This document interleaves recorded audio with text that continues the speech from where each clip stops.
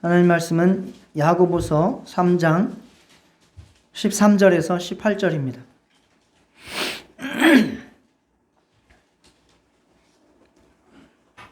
야고보서 3장 13절에서 18절 교독하겠습니다. 너희 중에 지혜와 총명이 있는 자가 누구냐? 그는 선행으로 말미암아 지혜의 온유함으로 그 행함을 보일지니라. 그러나 너희 마음속에 독한 시기와 다툼이 있으면 자랑하지 말라. 진리를 거슬러 거짓말하지 말라. 이러한 지혜는 위로부터 내려온 것이 아니요 땅 위의 것이요 정욕의 것이요 귀신의 것이니 시기와 다툼이 있는 곳에는 혼란과 모든 악한 일이 있습니다. 오직 위로부터 난 지혜는 첫째 성결하고 다음에 화평하고 관용하고 양순하며 긍휼과 선한 열매가 가득하고 편견과 거짓이 없나니 화평하게 하는 자들은 화평으로 심어 후의 열매를 거두리라. 아멘. 네, 지난주에는 말의 중요성, 특히 성도, 신앙인의 말이 얼마나 중요한지, 그리고 영적으로 그것이 얼마나 큰 영향을 미치는지를 생각하면서 정말 거룩한 말을 회복하자라는 말씀을 나눴습니다. 오늘은 지혜에 관한 말씀입니다. 우리가 어떤 문제나 시험, 또 시련 앞에서 저마다 지혜를 구합니다. 그리고 자기가 찾은 그 해결책이 가장 지혜롭다고 주장합니다. 그러나 모든 사람의 지혜가 또 모든 지혜가 다 하나님의 뜻으로 말미암은 것이 아닙니다. 그리고 그 과정이 또 하나님 뜻대로 진행되는 것도 아닙니다. 그리고 온전하게 지혜를 자기가 찾았다고 해도, 하나님의 지혜를 받았다고 해도 그것을 행함으로 실천하지 않으면 그것도 하나님의 지혜가 아닙니다. 그래서 오늘 우리는 하나님의 지혜, 위로부터 난 지혜, 그 지혜를 온전히 받아서 온유와 화평함으로 진행하고, 그리고 그것을 선행과 또 의의 열매로 나타낼 수 있는 온전한 지혜자가 되시기를 축복하며 말씀을 전하겠습니다. 그래서 오늘은 첫째는 지혜의 출처를 확인하셔야 한다라는 말씀을 드릴 것이고, 둘째는 그 지혜를 어떻게 우리가 진행시켜 갈 것인지 그 과정을 점검해야 한다는 말씀을 드릴 것이고, 셋째는 지혜를 결과로 나타내야 한다라는 말씀을 드리도록 하겠습니다. 첫째, 지혜의 출처를 우리는 확인해야 합니다. 자, 함께 따라해 보시겠습니다. 지혜의 출처를 확인하라. 우리는 문제, 또 시험, 시련, 어려움 앞에서 해결책을 구하고 찾지요. 그런데 그것이 하나님의 뜻과 일치하는지, 하나님의 마음에서 나온 것인지를 잘 확인하고 살펴보아야 합니다. 단시간 내에 최대의 효과를 얻는다고 해서 그것이 가장 좋은 지혜는 아닙니다. 하나님의 뜻과 마음에서 벗어난 것이라면 아무리 그것이 짧은 시간에 최대의 효과를 낸다 할지라도 그 길을 가면 안 됩니다. 그래서 지혜의 근본은 하나님을 경외하는 것이라고 잠언 9장 10절에서 말씀하고 있습니다. 그리고 거룩하신 자를 아는 것이 명철이다 라고 말씀합니다. 우리가 아이들을 놓고 기도할 때마다 항상 빠지지 않고 기도하죠. 지혜와 명철을 주십시오. 그런데 과연 여러분들의 자녀들이나 손주들을 향해서 그렇게 지혜와 명철을 구하면서 이 말씀을 얼마나 적용시키십니까? 하나님을 경외하는 것이 지혜인 것을 가르치십니까? 거룩하신 자를 아는 것이 명철인 것을 알고 그들에게 가르치십니까? 여호와를 경외하고 그분의 뜻을 이루어가는 위로부터의 지혜를 찾을 수 있으시기를 축원합니다. 자기의 욕심으로부터 난 지혜, 세상의 지식으로 말미암은 지혜는 땅에서 난 거라고 말씀하고 있습니다. 이기적인 마음, 시기하는 마음, 이 모든 것들은 땅에서 난 것이고 정욕적인 것이고 귀신의 것이라고 말씀하고 있습니다. 일례로 예수님께서는 자기가 고난을 당하고 십자가에 달려 돌아가실 것을, 그리고 심지어는 부활하실 것도 말씀을 하셨습니다. 그러나 그 이야기를 들은 베드로가 뭐라고 했습니까? 예수를 붙들고 항변하여 라고 말씀하고 있는데, 이거는 멱살을 잡고 화장실 뒤로 끌고 갔다 그 말입니다. 원어로 보면 예수님이 나는 이제 죽을 거야, 나는 고난을 당하고 죽을 거야 그랬더니 베드로가 무슨 말씀이세요? 하고 예수님 멱살을 붙잡고 화장실 뒤로 끌고 갔다는 거예요. 그러고서 하는 말이 뭡니까? 주여 그리 마옵소서, 그런 일은 결코 주께 미치지 아니하리이다 라고 그 예수님의 고난과 죽음을 말렸다는 것입니다. 얼마나 정의롭고 얼마나 옳고 얼마나 의리가 있는 베드로입니까? 인간적으로 그렇지 않습니까? 이런 의리 있는 사람이라면 믿을만 하겠죠. 그런데 예수님께서 하신 말씀은 뭡니까? 사탄아 내 뒤로 물러가라. 너는 나를 넘어지게 하는 자로다. 내가 하나님의 일을 생각하지 않고 도리어 사람의 일을 생각하는도다. 베드로 자기의 생각으로는 예수님을 살려야 하고 예수님을 잘 모신다 라고 생각을 해서 고난을 당하지 않고 죽지 않게 하겠다고 그렇게 예수님께 말을 했지만, 그것은 하나님의 생각이 아니고 사람의 생각이다 라고, 심지어는 사탄아 내 뒤로 물러가라 라고 꾸짖으셨습니다. 사탄의 생각이라는 것이죠. 바로 예수님께서 고난을 당하고 십자가에 죽으셔야 인간의 죄를 속하고 또 영광의 부활에 이를 수 있기 때문에 예수님께서는 죽으시는 것이 하나님의 뜻이고 예수님께서는 그 길을 가셔야만 합니다. 그런데 그것을 막고 있는, 예수님의 고난을 막고 죽음을 막고 있는 것은 사탄의 생각이라고 예수님께서는 말씀을 하시는 것입니다. 이러한 일들은 우리 가운데에도 비일비재합니다. 하나가 아니고 둘이 아니다 그 말이에요. 엄청나게 예민한 영적인 것과 육적인 것의 구별이 필요하다는 말씀입니다. 아무리 여러분의 지혜가 출중하고 지식이 뛰어나도 영적으로 그것을 점검하고 분별하지 않으면 사탄의 일에 앞장서는 것은 순식간이라는 이야기입니다.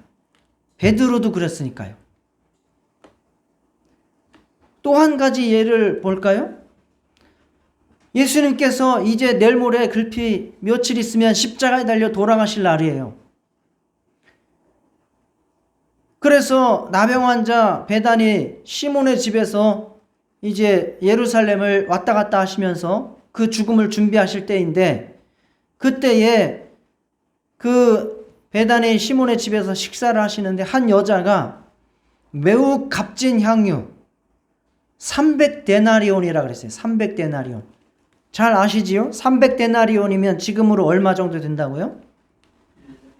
예, 1년 연봉이에요. 한 데나리온이 하루 품삯이니까 300데나리온이면 1년 연봉이에요. 그러면 대략 얼마쯤 되는 겁니까?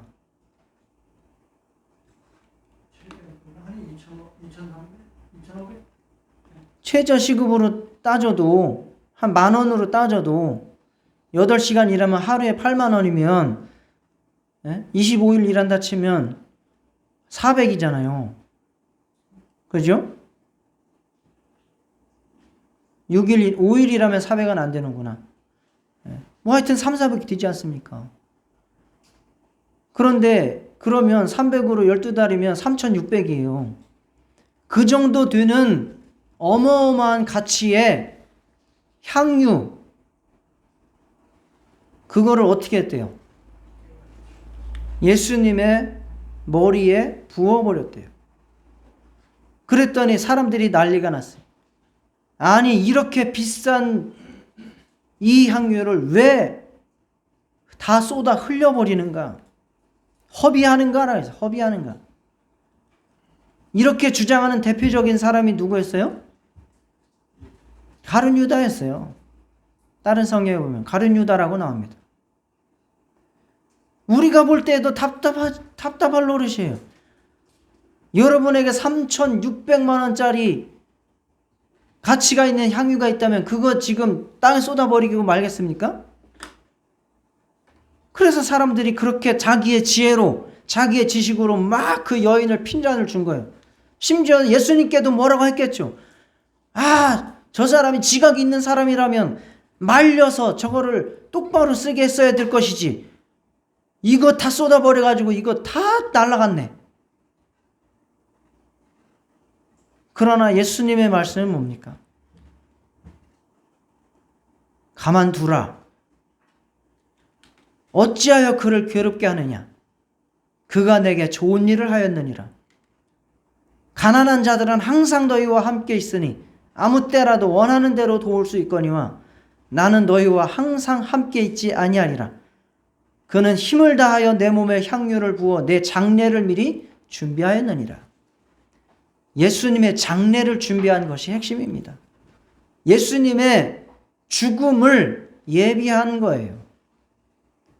즉, 이 여인은 육체적으로 보면 허비이지만, 인간의 지혜와 지식으로 보면 허비이지만, 영적으로는 예수님의 죽음을 준비하고 축복한 것으로 온 인류의 구원의 길을 준비하고 예비한 하나님의 지혜를 가진 자였습니다. 그래서 이 여인은 세상 끝까지 예수님의 복음이 전파되는 곳에는 항상 따라다니라고 말씀하셨어요. 놀라운 축복을 받았죠. 성경에는 이러한 지혜로 가득합니다. 역설적입니다. 인간의 지혜하고는 전혀 다릅니다. 성경의 말씀대로 대답을 해보세요. 높아지고자 하는 자는 어떻게 해야 합니까? 네? 높아지고자 하는 자는 어떻게 해야 합니까? 낮아져 해야 돼요. 그게 성경의 지혜예요. 갖고자 하는 자는 어떻게 해야 됩니까? 버려야 돼요. 주어야 돼요. 살고자 하는 자는 어떻게 하라고 말씀합니까? 죽어야 합니다. 아, 이거는 이수신 장군도 아는 지혜예요. 살고자 하면 죽을 것이고 죽고자 하면 산다는 거예요. 이건 이순신도 아는 지혜예요. 성경에만 나온 지혜도 아니고. 하늘나라에서 영광을 얻고자 하는 사람은 어떻게 해야 된다고 말씀합니까? 이 땅에서 고난을 당해야 된다. 십자가를 져야 된다고 말씀하는 겁니다. 야고보 사도가 이 야고보서 서신을 쓸 때에 받는 그 교회도 이러한 일들이 있었다는 겁니다. 예수 믿는 것 때문에 환난과 핍박이 교회에 밀어닥치고 경제적으로 어려워지고 육체적으로 어려워지고 많은 힘든 문제들이 발생했을 겁니다. 그때 사람들은 각자 자신의 지혜를 주장했습니다. 어떤 사람들은 예수님을 위해서 그냥 우리는 죽어야 된다 라고 말하는 사람도 있었을 테지만, 어떤 사람들은 아니다, 우리가 살아가지고 타협하면서라도 살아서 교회를 지키고 후일을 도모해야 한다 라고 주장하는 사람들도 있었을 것입니다.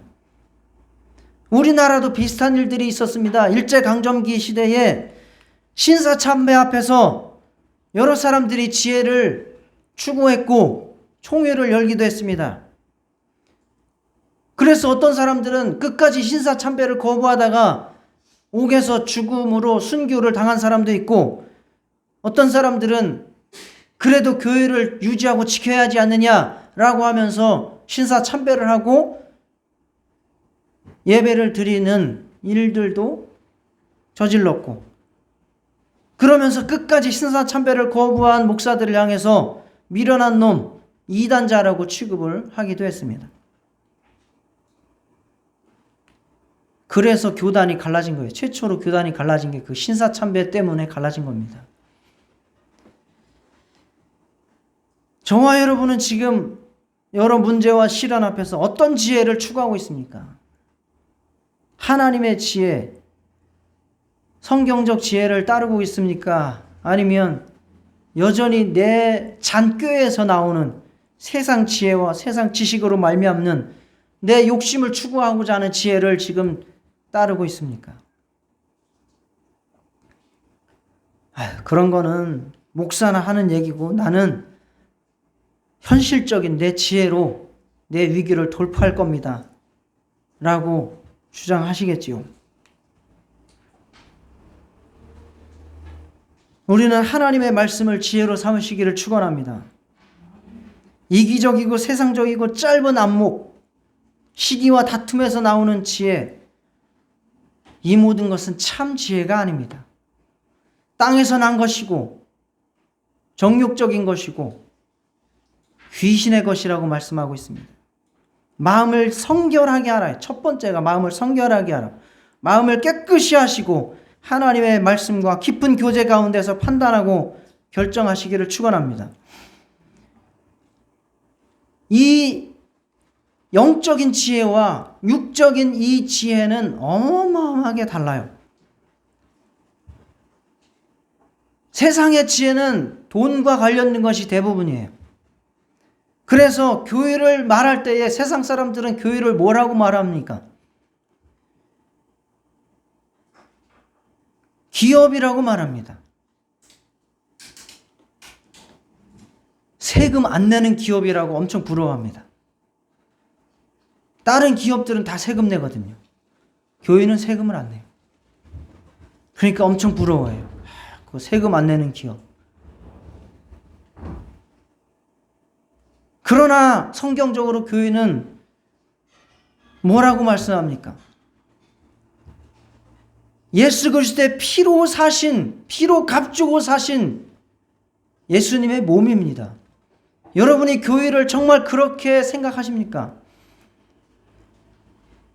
세상 사람들은 목사를 뭐라고 이야기합니까? 종교 사업가라고 이야기를 합니다. 그래서 예수님의 그 죽음을 사골국을 우려먹듯이 울거워가지고 사람들 돈을 털어먹는 사람이라고 취급을 합니다. 이게 제가 하는 이야기가 아니라 세상 사람들의 대체적인 의견이 그래요. 다 들어보셨잖아요. 그렇게 돈 벌기 쉽고 그렇게 사골 우려먹듯이 울거먹는 게 쉬우면 니들이 하든가. 그렇게 취급을 합니다. 그러나 성경적으로 성경에서는 목사를 뭐라고 이야기합니까? 피로 값주고 사신 양떼를 치라고 세우신 성령께서 세우신 감독자라고 말합니다.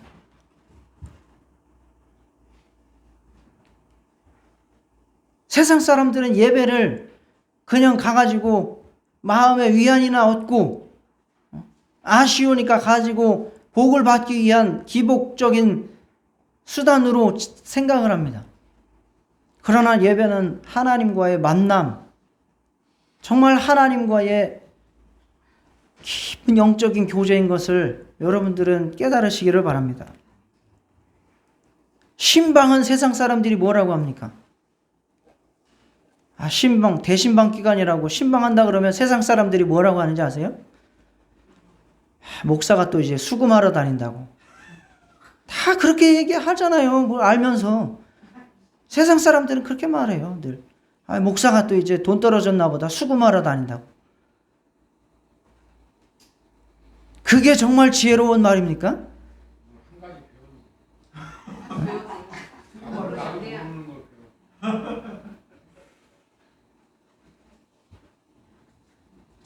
정말 그들은 모르기 때문에, 정말 모르기 때문에 그런 어리석은 말들을 함부로 자기 지혜인 줄 알고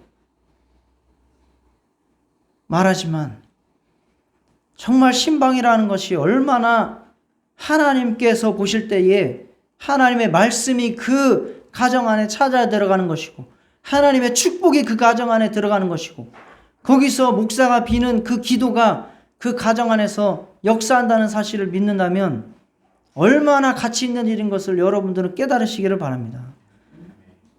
그래서 거기서 빌었을 때에, 축복을 했을 때 그 복을 그 가정이 받기에 합당하지 않으면 그 복이 누구에게 다시 돌아온다는 거예요? 빈 사람한테 다시 돌아온다는 겁니다. 저는 그래서 진심으로 기도하지 허투루 기도하지 않아요. 혹시나 저 사람이 받을 복이 아니면 나에게 돌아오는데 그거를 왜 허투루 빌겠어요?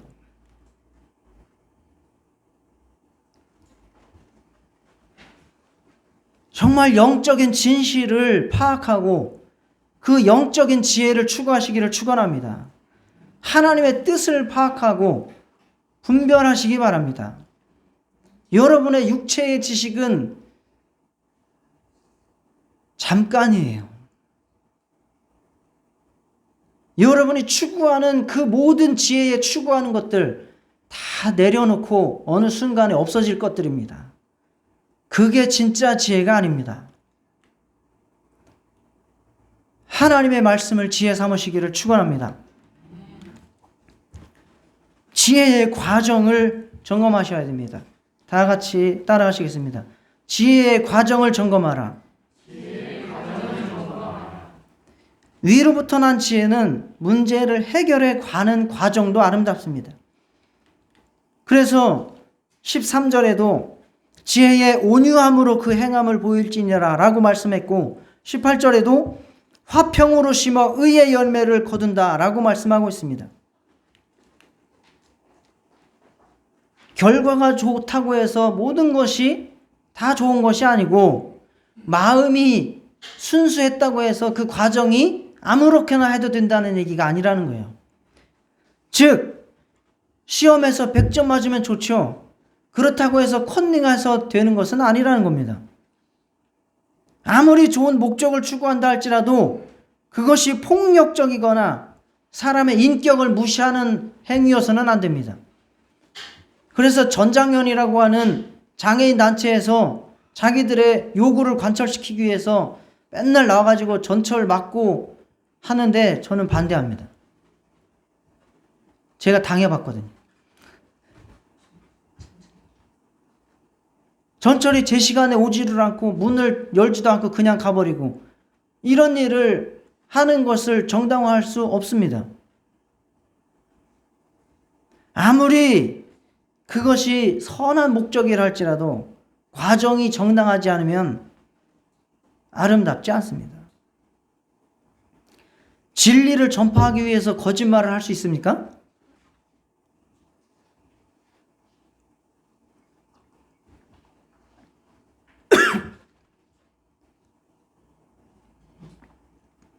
그런데 어디는 그렇게 합니까? 진리를 전파하기 위해서 거짓말을 정당화시켜주는 데가 있죠? 신천지가 그렇잖아요. 거기는 거짓말하고 모략하는 것을 그냥 성경적이라고 그렇게 가르칩니다. 전도하기 위해서 폭력을 쓸 수 있습니까? 근데 제가 청년 때 저를 가르쳤던 전사님이 간증을 한 적이 있어요. 군대에서 후임대로 전도를 해야 되는데 말을 안 들어먹더래요. 그래서 두들겨 패줬대요.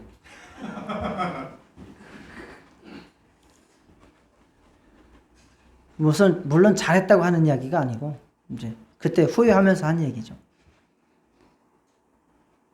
그렇게 할 수 없습니다.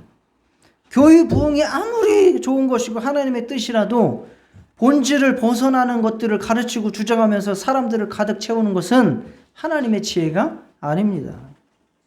그래서 하나님의 지혜는 화평하고 관용하고 양순하며 긍휼합니다. 양순 나왔잖아요. 양순. 응? 자, 화평. 화평은 무슨 뜻이냐? 화평은 샬롬이에요. 샬롬. 평화를 사랑하는, 그리고 하나됨을 지키는 라는 뜻입니다. 과정을 이루어가는 데 있어서 한마음이 될 수 있도록 해야 되고, 분쟁이 없이 싸움이 없이 이루어가야 된다 그 말입니다. 관용해야 된다. 관용의 뜻은 잘못을 용서하는, 온화한, 비호전적인, 그러니까 전쟁하는 듯한 태도가 아닌 태도를 취하고, 어떤 도발에도 화내려고 하지 않는 것이, 아무리 어떤 도발을 누가 하려고 해도 화를 내려고 하지 않는 것, 그게 관용이에요. 양순이 무슨 뜻이냐? 설득에 굴복하는 거예요. 허양순 권사님은 설득에 굴복합니까? 설득에 굴복하는, 그러나가 있어요. 그러나 신학적 도덕적 문제가 없을 때에 굴복을 한다 그 말이에요.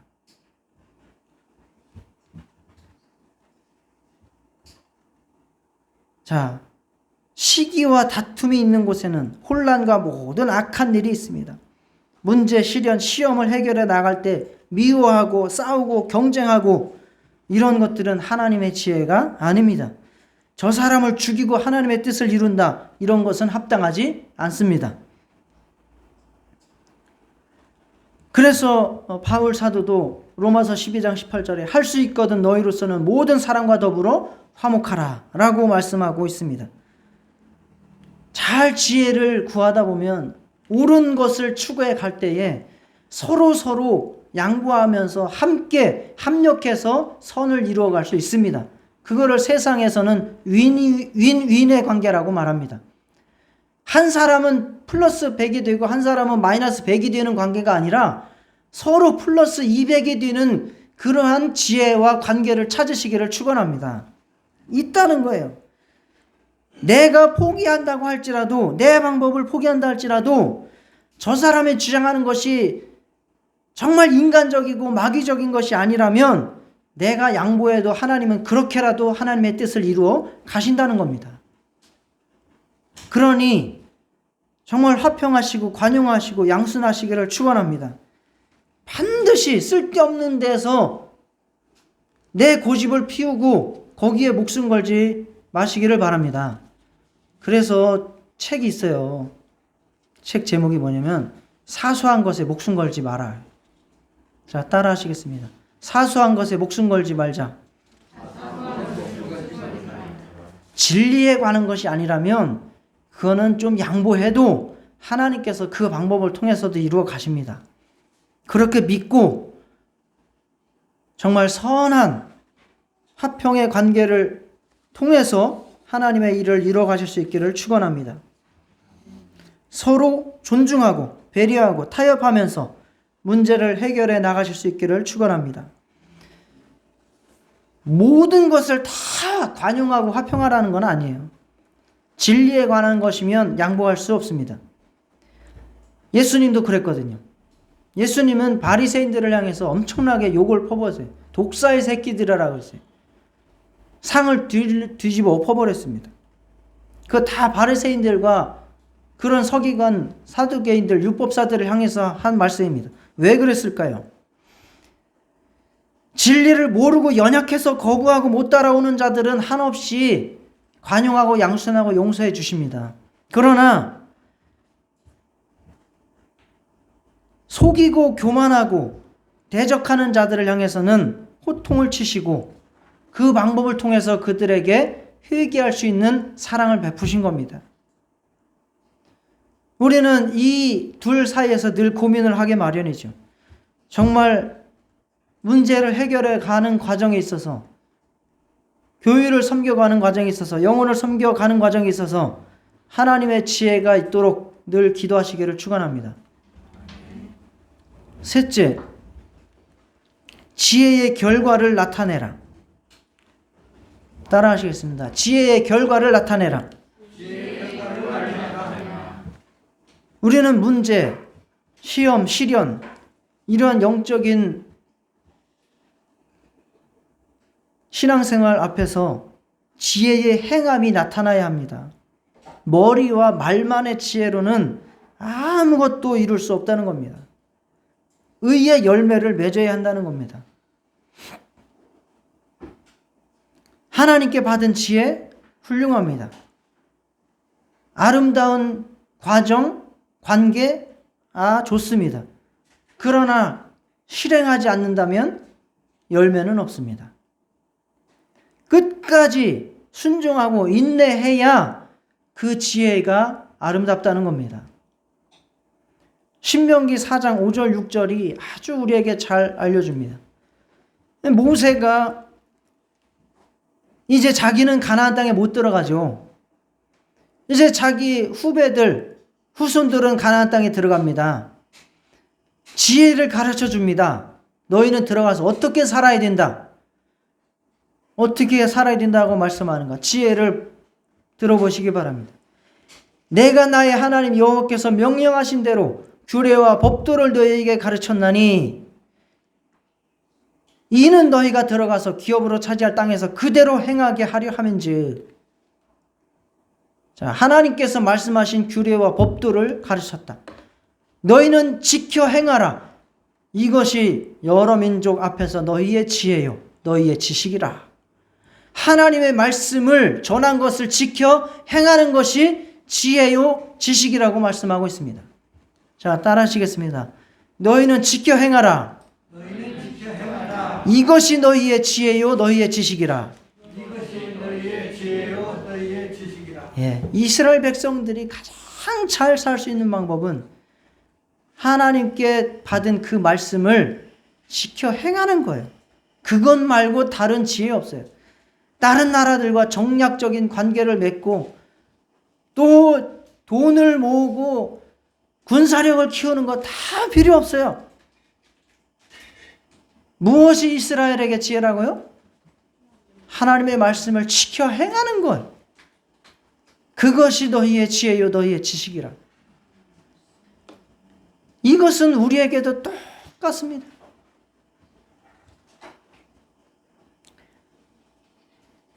우리에게 하나님께서 어떤 감동이 왔어요. 하나님의 말씀이 임했어요. 그러면 우리는 그 말씀을 지켜 행해야 합니다. 그냥 마음속에 감동만 받아가지고 찬양만 계속하고 마음만 들떠 있으면 그게 지혜예요 아니에요? 아니라는 거예요. 그건 지혜가 아니라는 거예요. 그래서 그 어떤 지혜가 왔어. 그래서 내가 누구를 도와야겠다. 어떤 선한 사업을 해야겠다. 이런 마음이 들었어. 그러면은 이제 이것을 나 혼자 할 수 없지 않습니까? 뭐 내가 혼자 할 수 있는 일이면 내가 혼자 하겠죠. 그래서 구제 사역을 하든 무슨 사업을 하려고 하는데 이것을 내가 할 수 없으니까 우리 집에서 해야 된다. 그러면은 아내나 남편에게 이야기를 해야 되지 않습니까? 나한테 하나님께서 이런 감동이 와서 월 한 30만 원은 이렇게 어디에 구제기관에 돈을 좀 보내야겠어. 라고 이야기를 했어. 그랬더니 아내나 남편이 미쳤어? 뭐 잘못 먹었어? 라고 나와. 그러면 어떻게 해야 됩니까?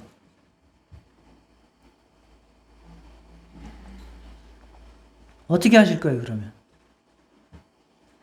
그러게, 나도 잠깐 미쳤었나 봐. 나도 제정신을 찾아야지. 당신 말이 맞아.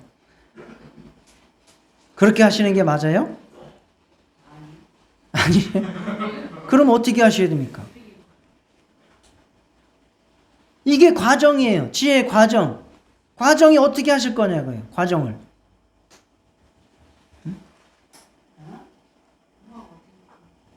아유, 당신은 믿음이 전혀 없구만. 나는 당신 같은 여자하고 이제 살 수가 없어. 이혼해. 나는 나 혼자 가서 구제하고 하나님 제대로 섬길 거야. 당신은 믿음이 없어서 안 되겠어. 텄어. 저리 꺼져. 이렇게 하시는 게 맞아요? 그럼 어떻게 하실 거예요? 살살 꼬셔야 돼. 응? 미워하고 저주하고 등 돌리고 싸우는 것도 하나님의 뜻이 아니에요. 하나님께서 나에게 임한 말씀을 포기하는 것도 하나님의 뜻이 아니에요. 나와 같은 마음을 먹을 수 있도록 기도하고 더 품고 더 사랑해 주면서 한 마음을 먹을 수 있도록 그렇게 해 나가야 합니다.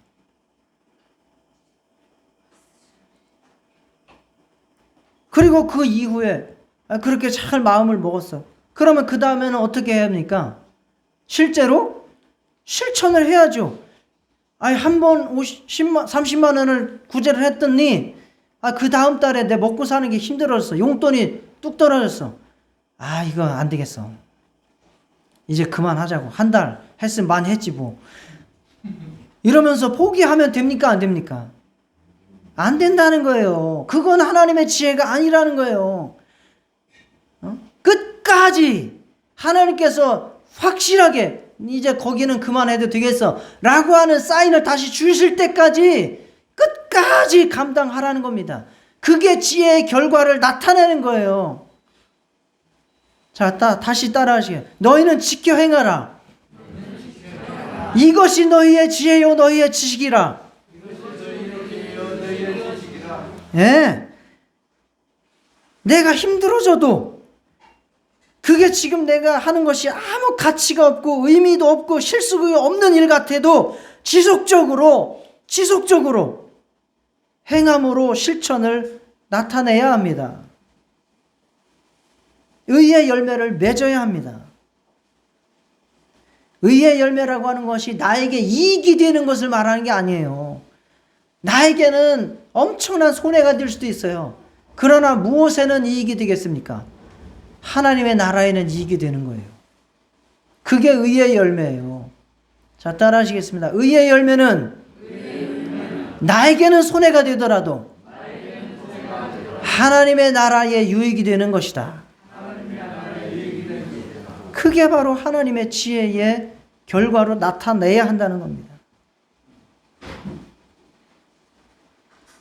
우리 안에 심어진 하나님의 말씀이 우리의 지혜가 되어서 많은 열매를 맺을 수 있기를 축원합니다.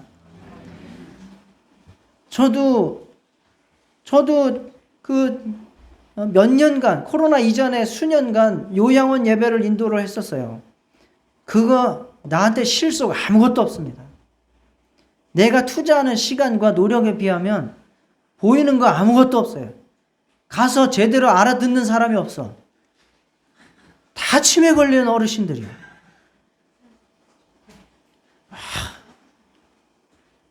그건 무슨 의미가 있겠어요? 뭐 그렇다고 해서 내가 거기 가서 설교한다고 해서 돈을 받아, 뭘 받아. 그러나 계속 했어요. 왜? 나한테 목사라고 해서 목사의 안수를 해서 말씀을 전하게 하신 것은 바로 이런 일을 위해서 주신 것이다. 그게 코로나 때문에 몇 년 동안 중단됐습니다. 아직도 해결이 안 됐어요. 그러는 중에 이 신천역 근처에 신천리에 호스피스가 있어요. 호스피스는 뭔지 아시죠? 네, 이제 임종을 어쩔 수 없이 임종을 해야 되는 그 사람들 중에는 젊은 사람도 있어요. 암 환자도. 그런 사람들이 거기서 마지막 죽음을 맞이하는 거예요. 그곳에서 예배를 또 이제 같이 인도를 했으면 좋겠다고 해서. 이제 요양원 예배 할 때는 제가 사역을 하다가 거기가 안 되니까 해야죠. 하나님이 나한테 목사 안수를 준 것은 말씀을 전하라고 하신 것이니까 그거를 마다하면 되겠습니까? 가면 정말 감동이에요.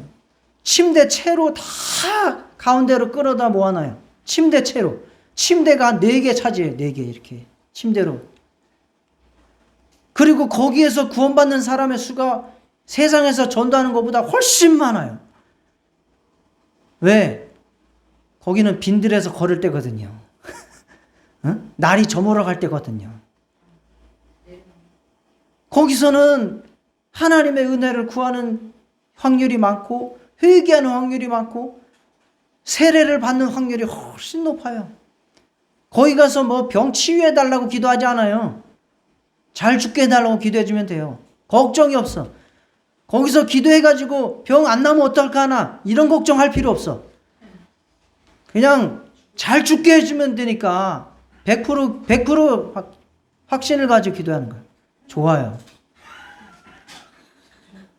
여러분들한테 아프면 기도해달라면 근심이 되는 것도 있어요. 아이고 이거 기도해 주는데 안 나면 이거 어떡하냐.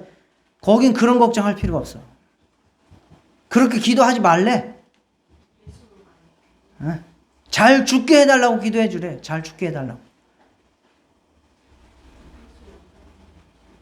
거기 가서 아무런 내가 의미도 없고 가치도 없고 뭐 이런 거 같죠? 육체로는, 세상적인 지혜로는. 그러나 정말 그 일이 하나님의 지혜고 하나님의 능력이고 정말 하나님의 의의 열매를 믿는 것이라고 저는 확신하고 거기에 또 계속 갑니다.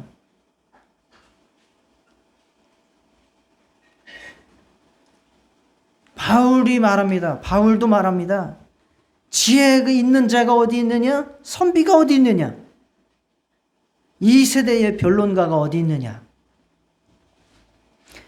오직 부르심을 받은 자들에게는 유대인이나 헬라인이나 그리스도는 하나님의 능력이요 하나님의 지혜니라.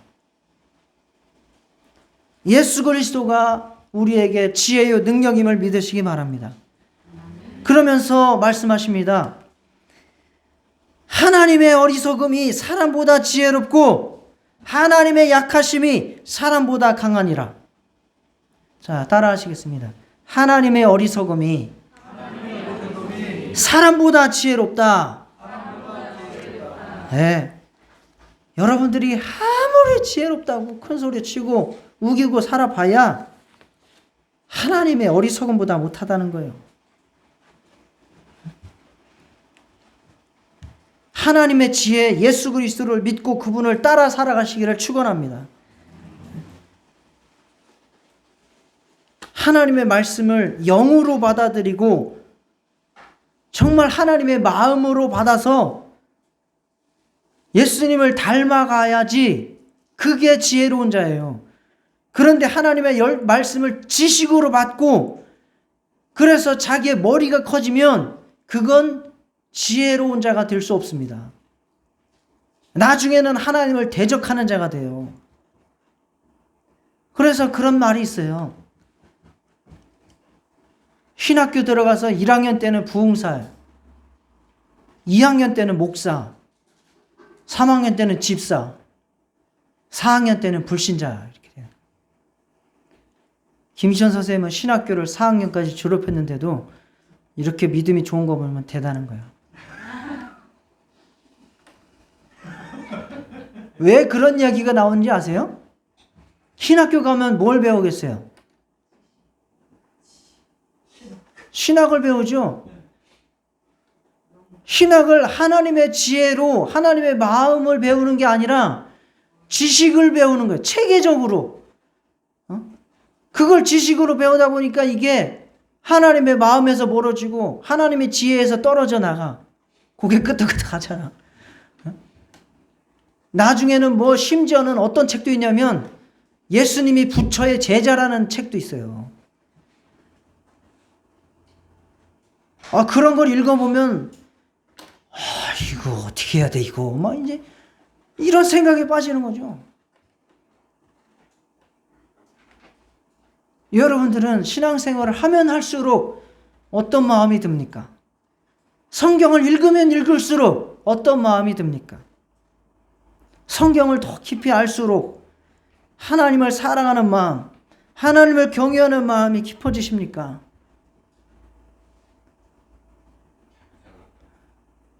신앙생활을 하면 할수록 내 마음속에서 영혼을 향한 따스한 마음이 솟아나고 긍휼의 마음이 솟아납니까? 아니면 신앙생활을 하면 할수록 자꾸 딴 사람의 흠만 보이고 비판거리만 보이고 못하는 것만 보입니까?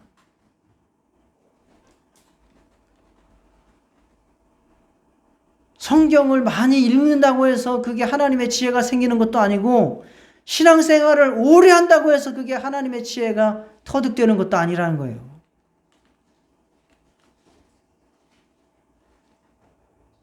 정말 하나님의 마음을 여러분들이 깨달아서 하나님의 말씀이 여러분들의 지혜가 되고 그것을 정말 지혜로운 과정을 거쳐서 지혜의 열매로 나타낼 수 있는 저와 여러분 되시기를 축원합니다. 하나님의 말씀이 나의 지혜가 되고 그 지혜가 의의 열매를 거둘 수 있도록 다 하나님의 지혜를 간구하시고 지혜를 순종하시고 지혜의 열매를 다 나타낼 수 있도록 하시기를 축원합니다. 이 시간 다 같이 정말 내가 가지고 있는 지혜의 출처를 확인하고 그것을 이루어가는 과정을 확인하고 그것을 결과로 나타낼 수 있는지 나를 점검하는 기도를 드리도록 하겠습니다. 하나님 아버지,